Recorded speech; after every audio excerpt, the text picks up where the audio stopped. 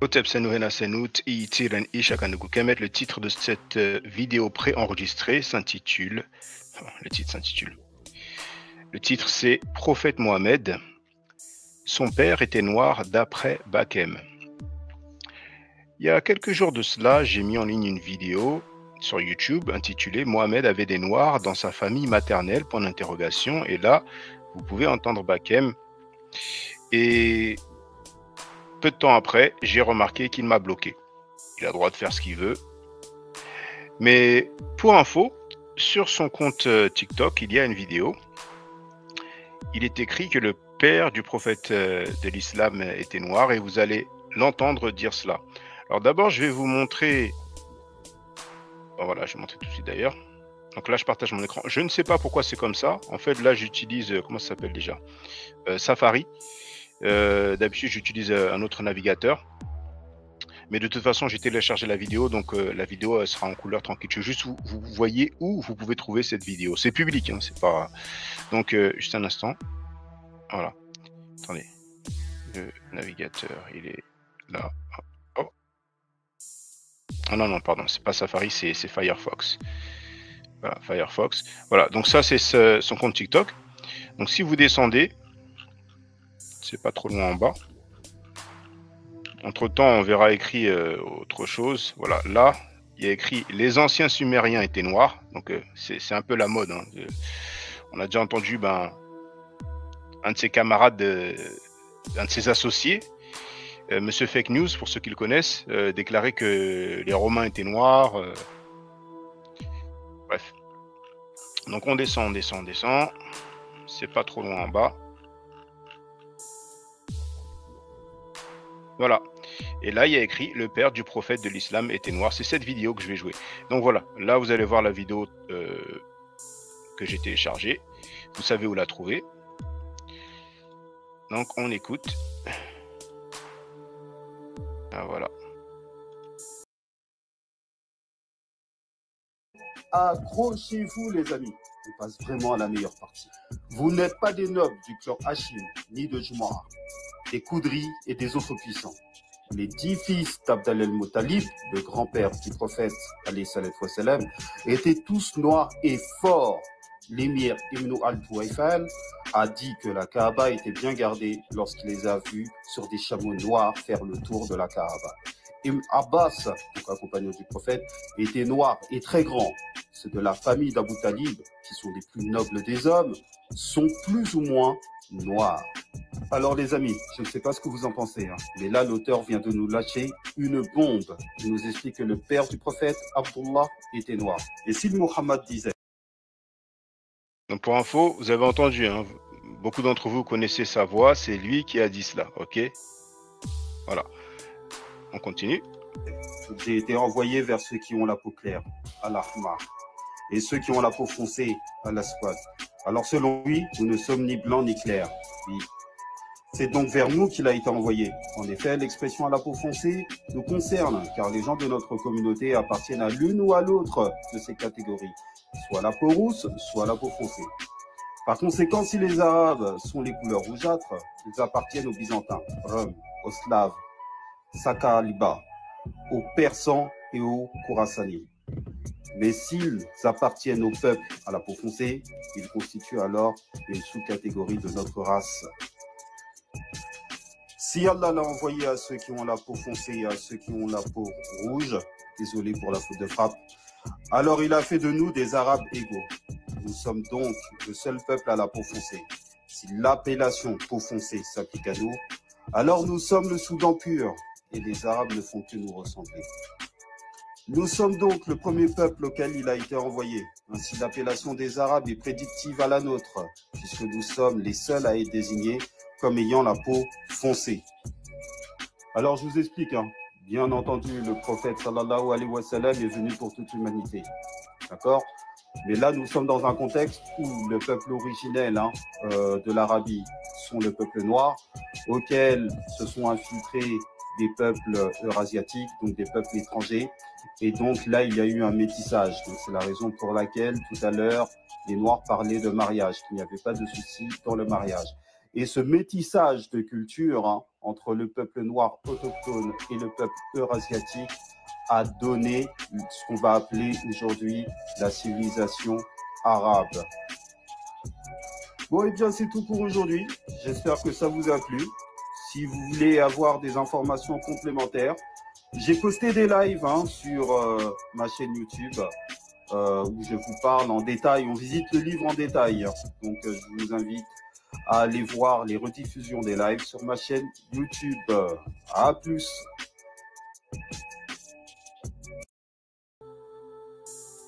Donc, la vidéo dure 3 minutes et 4 secondes. Vous l'avez entendu dans son contexte. Hein. Donc, par contre, ce qui est intéressant, c'est que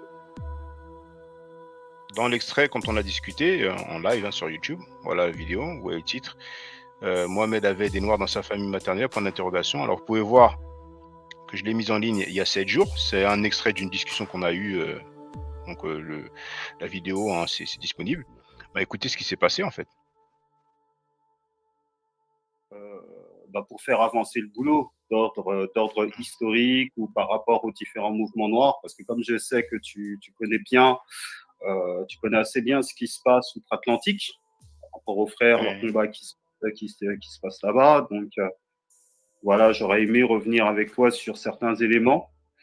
Mais je pense qu'on va faire monter certaines personnes qui souhaitent monter, voilà, pour échanger.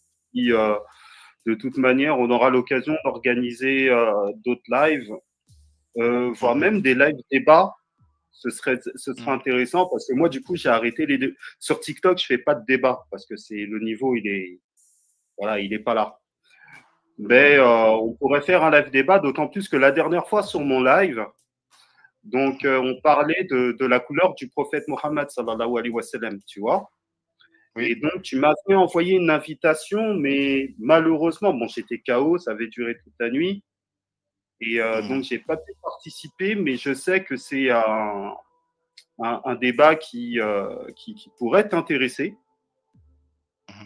Et donc, je trouve que ça pourrait être intéressant qu'on puisse confronter nos sources à ce niveau-là. Tu vois. Donc, effectuer vraiment des combats constructifs pour notre peuple et pas tergiverser pour rien dire. Quoi. Mais si je te pose la question, est-ce que toi tu considères que les Arabes du 7e siècle étaient noirs? Non. Ah bah, ça tombe bien, je m'étais pause et là il y a une pub, je vais descendre le volume. Juste un instant, je tente que la pub passe. Voilà. Ok, donc, je reviens 5 secondes en arrière. Dire que les Arabes du 7e siècle étaient 10 secondes en arrière. Mais si je te pose la question, est-ce que toi tu considères que les Arabes du 7e siècle étaient noirs? Non. Donc ce qui est étrange, c'est que vous l'avez entendu, c'était écrit sur. Pourquoi je le volume? Voilà. C'était écrit hein, sur. On voyait ça sur la vidéo. Et on a lu dire, oui, d'après l'auteur, le père du prophète Mohammed, le père du prophète de l'islam était noir. Et là, vous allez entendre parler de la famille maternelle du prophète Mohammed. Donc, comment un prophète Mohammed peut avoir des noirs dans sa famille maternelle? Il peut avoir un père noir, mais lui n'est pas noir. Donc il y a une incohérence en fait, il y a une grande contradiction, mais c'est pas grave. En tout cas, je laisse les gens écouter jusqu'à la fin. Et je pense que ça me permet de comprendre certaines choses parce que il y a l'équipe de Soudama Sina qui a fui en 2020, qui a fui en 2024. J'ai un article très détaillé où je cite des hadiths sahih et comme il y a certains qui peuvent pas argumenter de façon académique, de façon scientifique, eh bien ils se lancent dans d'autres aventures. Mais ça, je vais en parler dans la prochaine vidéo. Donc je vous laisse écouter la fin. Pour rien dire. Quoi. Mais si je te pose la question, est-ce que toi tu considères que les Arabes du 7e siècle étaient noirs? Non. D'accord. Non. Il y avait une composante de noir déjà par rapport aux Arabes autochtones qui peuplaient plutôt le sud de l'Arabie entre moins 1500 et 900 avant notre ère. Ensuite, il y avait des Noirs aussi lorsque Abra, tu vois, le roi d'Aksum, lorsqu'Abra, le roi d'Aksum, a effectué la guerre contre les Arabes, eh bien, il y a beaucoup de Noirs qui ont été captifs et donc réduits en esclavage avant l'avènement du prophète. Donc, il y avait effectivement une composante de Noirs. Mais moi, je considère, en fait, je m'appuie sur les propos de Cheikh Anta Diop, tu vois, qui reprend un autre auteur. Donc, j'ai oublié le nom de l'auteur. Je ne pense pas que ce soit Mélino, mais c'est un auteur occidental qui avait bien étudié Ah, le normand, non? le normand, oui. Voilà. Et donc, Cheikh Anta Diop explique très bien cela avec la question des premiers hadiths, des seconds hadiths. Et donc, effectivement, il y a un élément blanc, jectanide, donc descendant de Yoktan par rapport à la Bible, qui a pénétré l'Arabie depuis un bon bout de temps, au moins 1000 ans même avant l'avènement du prophète. Donc, le peuple a eu le temps déjà de devenir blanc, de se métisser, et on sait très bien que les Arabes à l'époque du prophète qui avaient le monopole à la Mecque, eh bien, étaient plus des éléments leucodermes que négroïdes. Donc j'ai des auteurs comme Al-Jahiz qui le disent. J'ai aussi d'autres auteurs, j'ai oublié les termes, j'ai aussi d'autres auteurs qui le disent, qui expliquent bien cela. Et donc voilà. Donc ce sera intéressant qu'on puisse manger à ce niveau-là. Et donc, bah, forcément, si tu considères que les Arabes du 7e siècle n'étaient pas noirs, donc je présume que tu considères que le prophète Mohammed et les membres de sa famille n'étaient pas noirs, n'est-ce pas? Donc par rapport au prophète Mohammed, en fait, on a des sources, donc là c'est sur les hadiths, donc on a des sources par rapport à la famille de sa mère. Donc la famille de sa mère qui s'appelait Amina, qui faisait partie d'une tribu arabe, qui est considérée comme El Ansar. Donc, El Ansar, c'est la tribu arabe qui s'est retrouvée à Médine, d'accord, et qui a été considérée parce qu'il y avait 3 tribus noires à Médine qu'on appelait la tribu de Al-Aws, qui étaient considérées comme des tribus noires qui vivaient là-bas, aux abords même de l'Éthiopie. Donc, il avait aussi parmi les Sahaba, donc les compagnons du prophète, il y en avait d'autres aussi qui étaient noirs. Et on a des hadiths par rapport à Omar ibn Khattab, par rapport à son neveu aussi, Ali Abi Talib, qui parle aussi de sa couleur. Mais moi, je vais considérer plutôt, en étant vraiment factuel, je vais plutôt considérer que, en fait, l'Arabie de cette époque-là était une Arabie tout simplement cosmopolite, où l'élément culturel jectanide a pris le dessus depuis fort longtemps sur l'élément culturel négroïde. Là-dessus, il faut être... With devastating drought in East Africa, as many as 20 million people... Juste quelques secondes que je passe la pub. Voilà. Moi, c'est mon point de vue. Hein. Après, je sais que j'ai d'autres frères en islam qui ne sont pas d'accord avec moi. Puis, donc, tous les points de vue... Oui, ben en fait c'est bien que tu aies mentionné Al-Jahiz, en fait, parce que je pense que bah, y a le type qui était sur ton live, en fait. Bon, malheureusement, ça fonctionnait pas quand j'ai voulu partager mon écran. Je l'ai invité aussi. Bon, il a pas voulu venir. Mais à ce moment-là, je savais pas que c'est quelqu'un qui avait... Pardon? Voilà, j'ai pu me procurer le livre d'Al-Jahiz. Bah, c'est justement un frère kémite des États-Unis parce que le livre, je l'avais en version originale, je l'ai prêté à un frère musulman, il ne me l'a plus jamais rendu. Et donc récemment, j'ai retrouvé le livre. Il a été fait par tu dois connaître Simon Stars. Ouais, il est très connu lui aux États-Unis. Ça me dit rien d'emblée, Simon Stars. Je vais mettre ça pour... Ça se finit avec un S ou un Z à la fin? C'est S-T-A-2-R. 2R et il n'y a pas de S ou de... Oh, Simon Stars, ok. Sur Simon, non, il n'y a pas de S. Non, je ne connais pas. Ah, ouais? Je connais pas. Non. Je pense qu'il a fait des débats chez Saneter, chez le frère Saneter à l'époque. Peut-être, je connais sous un autre nom, mais ce nom-là que tu m'as dit, ça me dit rien. Donc Simon comme Simon en français, et puis espace C'est ça. Star, S-T-A-R-R. Exactement.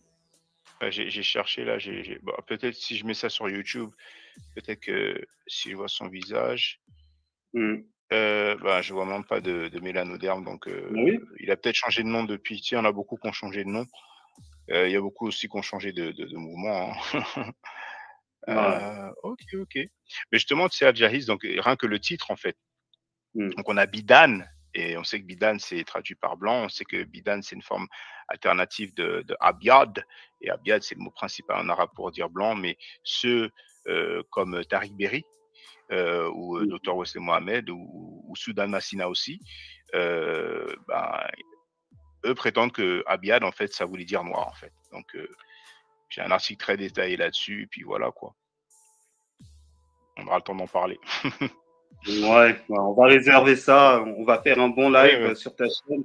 Donc, je vais inviter des frères qui sont calés en langue arabe.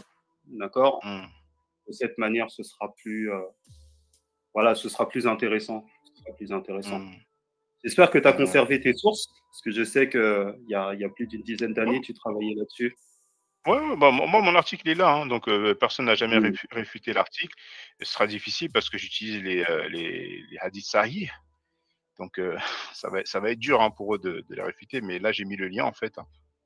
Donc l'article il est là. Et puis Dr Wassim Mohamed Afi aussi, hein, et lui il a un doctorat en études islamiques, donc ça après voilà, chacun est libre, hein, ils peuvent essayer, hein, mais voilà, je cite Sahih Bukhari, Sahih Muslim, Sunan Abu Daoud. Et puis voilà, mais bon, on aura le temps d'en parler. Ouais, super. This is an outdoor security camera from Reolink that's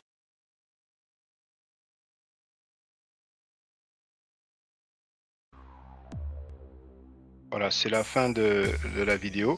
Donc pour info, hein, ça fait des années que j'ai cet article en effet. Donc mon site afrostyly.com, afrostyly.com.